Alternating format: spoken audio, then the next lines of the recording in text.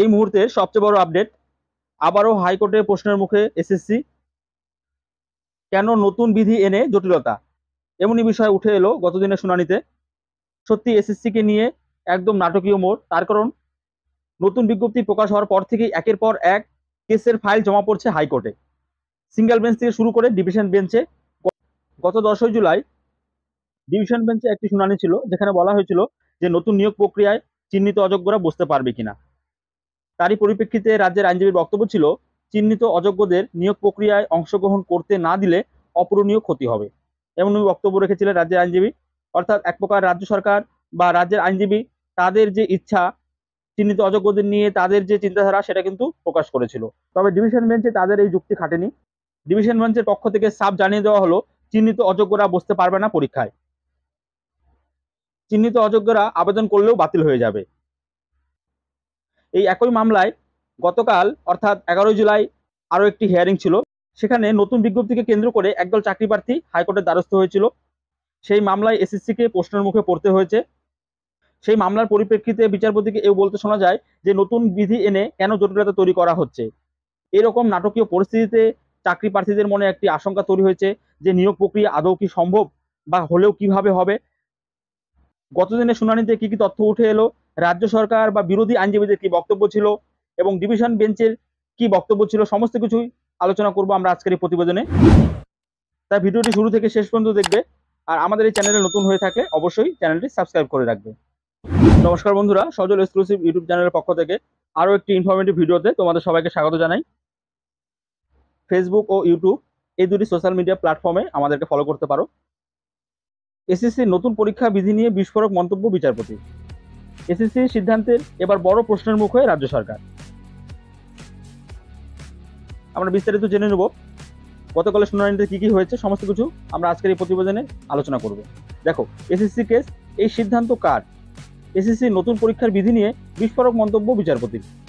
এসএসসির সিদ্ধান্তের এবার বড় প্রশ্নের মুখে। নতুন পরীক্ষায় নম্বর বিভাজনের সিদ্ধান্ত কার, এমনই প্রশ্ন করলো বিচারপতি। স্কুল সার্ভিস কমিশনকে প্রশ্ন বিচারপতি সৌমেন সেনের। সৌমেন সেনের ডিভিশন বেঞ্চের মামলাটি শুনানি ছিল। এসএসসি নতুন পরীক্ষায় বিধি চ্যালেঞ্জের মামলায় এসএসসির কাছ থেকে নথি তলব করলো কলকাতা হাইকোর্টের ডিভিশন বেঞ্চ। সোমবার ওই দিন নথি তলব বিচারপতি সৌমেন সেনের ডিভিশন বেঞ্চে। নতুন পরীক্ষায় টিচিং এক্সপিরিয়েন্স নিয়ে কড়া মন্তব্য ডিভিশন বেঞ্চ। বিচারপতি আরও জানিয়েছে, নতুন পরীক্ষায় নম্বর বিভাজনের সিদ্ধান্ত কার? স্কুল সার্ভিস কমিশনকে প্রশ্ন বিচারপতি সৌমেন সেনের। সোমবারের মধ্যে স্কুল সার্ভিস কমিশনকে সমস্ত প্রশ্নের উত্তর দিতে হবে। বিচারপতি আরও বক্তব্য ছিল, আদালতের বিবেচনা সমস্যাটি সীমিত। এসএসসি কি শূন্য পদ পূরণের সংখ্যা বাড়াতে পারে? অতিরিক্ত শূন্যপদের সংখ্যা যোগ করতে পারে?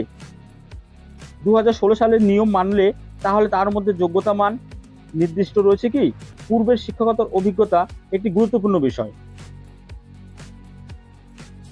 নিয়োগ প্রক্রিয়ায় বাতিল হয়ে গেলে সেই নিয়োগ প্রক্রিয়ায় সকলের অভিজ্ঞতাই শূন্য হয়ে যায়, গুরুত্বপূর্ণ মন্তব্য করলেন।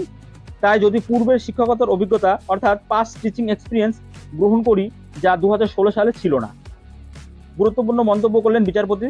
তার কারণ, যে নিয়োগ প্রক্রিয়া অলরেডি ক্যান্সেল হয়ে গেছে, সেই নিয়োগ প্রক্রিয়ায় টিচিং এক্সপিরিয়েন্স গণ্য হবে না, এমনই মন্তব্য কিন্তু করলেন বিচারপতি। আর আমরা দেখেছি নতুন গ্যাজেটে রাজ্য সরকার টিচিং এক্সপিরিয়েন্সের জন্য 10 নম্বর ধার্য করে রেখেছে। সেটা নিয়ে হিয়ারিংয়ে এই মন্তব্য করেছে বিচারপতি যে নিয়োগ প্রক্রিয়া ক্যান্সেল হয়ে গিয়েছে, সেই ক্ষেত্রে কিন্তু 10 নম্বর যেটা দেওয়ার কথা বলা হয়েছে চাকরিচ্যুত শিক্ষকদের, সেটা কিন্তু এক্ষেত্রে গ্রহণ হবে না। বিচারপতি আরও সংযোজন করলেন, তাহলে আদালতকে বলতে হয় 2025 সালের নতুন নিয়োগ প্রক্রিয়ার শুধুমাত্র আনটেন্টেডদের এবং প্রতিবন্ধীদের জন্য সীমাবদ্ধ সুবিধা পাইয়ে দিচ্ছে এসএসসি। তার কারণ আমরা জানি সুপ্রিম কোর্টের জাজমেন্টে বলা হয়েছিল কোনো অতিরিক্ত সুযোগ দেওয়া হবে না। যারা চাকরি হারিয়েছে বা যারা টেন্টেড বা আনটেন্টেড ক্যান্ডিডেট, তাদের কোনো সুযোগ সুবিধা দেওয়া হবে না। সেটা কিন্তু অলরেডি সুপ্রিম কোর্ট তার জাজমেন্টে জানিয়ে দেওয়া হয়েছিল। সেই জাজমেন্টের বাইরে গিয়ে রাজ্য সরকার অতিরিক্ত 10 নম্বর দেওয়ার কথা চিন্তা ভাবনা করেছিল, যেটা বিজ্ঞপ্তি আকারে প্রকাশ হয়েছে। আমরা একটু জেনে নিই বিস্তারিত। দেখো, সুপ্রিম কোর্ট শুধুমাত্র বয়সের ছাড় দিয়েছে, কাজেই টিচিং এক্সপিরিয়েন্সের ক্ষেত্রটি ধোঁয়াশাময়। এসএসসি পাল্টা যুক্তি দিয়েছে, 2025 সালে নতুন নিয়োগ পরীক্ষার জন্য টিচিং অভিজ্ঞতা সংযুক্ত হয়েছে, রুল তৈরির অধিকার রাজ্য সরকারের।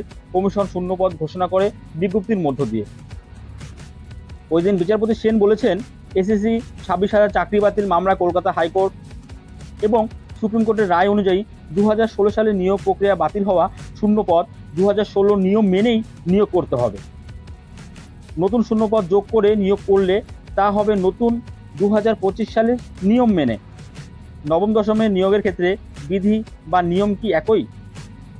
মামলাকারীদের প্রশ্ন করলেন বিচারপতি সোমেন সেনের ডিভিশন বেঞ্চ। অর্থাৎ বিচারপতির বক্তব্য অনুযায়ী বোঝাই যাচ্ছে যে 2016 সালের যে নিয়োগ বিধি ছিল, যে গ্যাজেট ছিল, সেই গ্যাজেট অনুযায়ী কিন্তু এই 2025 সালের এই নিয়োগ প্রক্রিয়া সম্পূর্ণ করতে হবে। ওই দিনের শুনানিতে মামলাকারীর আইনজীবীদের কি বক্তব্য ছিল আসো জেনে নিন। সুপ্রিম কোর্ট রায় বলেছে 2016 সালে ঘোষিত শূন্য পদে নিয়োগ করতে হবে। সুপ্রিম কোর্টের রায় পর্যবেক্ষণকে মানা উচিত। এসএসসির 2016 নিয়োগ প্রক্রিয়া এবং 2025-এর নতুন শূন্য পদের প্রক্রিয়াকে এভাবে সংযুক্ত করা যায় না। 2016 নিয়োগ প্রক্রিয়ার ক্ষেত্রে 2016 নিয়ম এবং অন্যান্য বিধি মেনে চলা উচিত। তাদের আরও যুক্তি ছিল 2016 সালে সকল পরীক্ষার্থীকে এসএসসির নতুন নিয়োগ প্রক্রিয়া অংশগ্রহণ করতে দেওয়া হোক। সুপ্রিম কোর্ট স্পষ্টভাবে বলে দিয়েছে, সুপ্রিম কোর্ট স্পষ্টত জানিয়েছিল যে কোনো অতিরিক্ত সুযোগ সুবিধা পাবে না শিক্ষকরা। নতুন নিয়োগ পদ্ধতিতে বদল আনা হয়েছে বয়স এবং ন্যূনতম যোগ্যতা মার্কসে। সওয়াল করলেন মূল মামলাকারীদের আইনজীবী বিকাশ রঞ্জন ভট্টাচার্য, ফিরদৌস শামীম এবং সুজিত দাশগুপ্তর মতো আইনজীবীরা। দেখো, নতুন বিধিকে কেন্দ্র করে হাইকোর্টের সিঙ্গেল বেঞ্চ, ডিভিশন বেঞ্চ একের পর এক মামলায় জর্জরিত হয়ে রয়েছে। চাকরি প্রার্থীরা বড় প্রশ্নের মুখে দাঁড়িয়ে আছে যে পরীক্ষা কি আদৌ হবে কিনা, বা হলেও কিভাবে হবে, নতুনরাই পরীক্ষায় অংশগ্রহণ করতে পারবে কিনা। তার কারণ সুপ্রিম কোর্টের রায়ে পরিষ্কার বলা রয়েছে যে 2016 সালের যে নিয়োগ বিধি ছিল সেই নিয়োগ বিধি অনুযায়ী পরীক্ষা হবে। সেক্ষেত্রে কিন্তু নতুনরা পরীক্ষায় বসতে পারবে না। তবে রাজ্য সরকার নতুন যে গ্যাজেট প্রকাশ করেছে সেক্ষেত্রে পুরনো আর নতুন সবাইকেই পরীক্ষা বসার অনুমতি দিয়েছে। শুধু তাই নয়, তারা চিহ্নিত অযোগ্যদেরও পরীক্ষা বসার জন্য সুযোগ দিয়েছিল, কিন্তু ইতিমধ্যে ডিভিশন বেঞ্চের পক্ষ থেকে চিহ্নিত অযোগ্যদের এই নতুন নিয়োগ প্রক্রিয়ায় বসতে দেওয়ার অনুমতি দেয়নি। তবে কিছু কিছু জটিলতা রয়েছে, যেমন বয়সের ক্ষেত্রে, নিয়োগ বিধির ক্ষেত্রে যে অতিরিক্ত টিচিং এক্সপিরিয়েন্সের 10 নাম্বার, টিচিং ডেমনস্ট্রেশনের ক্ষেত্রে 10 নাম্বার, এগুলো অতিরিক্ত অ্যাড করা হয়েছে, সেটা কিন্তু অবশ্যই প্রশ্নের মুখে পড়েছে। তাই এসএসসিকে এই 2025 সালে নতুন নিয়োগ সম্পন্ন করতে হলে একমাত্র 2016 সালে যে নিয়োগ বিধি রয়েছে সেই নিয়োগ বিধি অনুযায়ী, নিয়োগ বিধি মেনেই কিন্তু এই নিয়োগ সম্পন্ন করতে হবে। অন্যথায় এই নিয়োগ কখনো সম্ভব নয়। পরবর্তীতে আমরা কোর্টের যে শুনানিগুলো রয়েছে, যে হিয়ারিং হবে, সেক্ষেত্রে যখন আরও আপডেট ইনফরমেশন পাবো আমরা অবশ্যই তোমাদের সাথে শেয়ার করব। ভিডিওটি যদি ভালো লাগে, ইনফরমেটিভ মনে হয়, অবশ্যই একটি লাইক করবে। আর এই ধরনের আপডেট ইনফরমেশন পাওয়ার জন্য আমাদের চ্যানেলটিকে সাবস্ক্রাইব করে রাখবে। দেখা হচ্ছে পরবর্তী প্রতিবেদনে। ধন্যবাদ।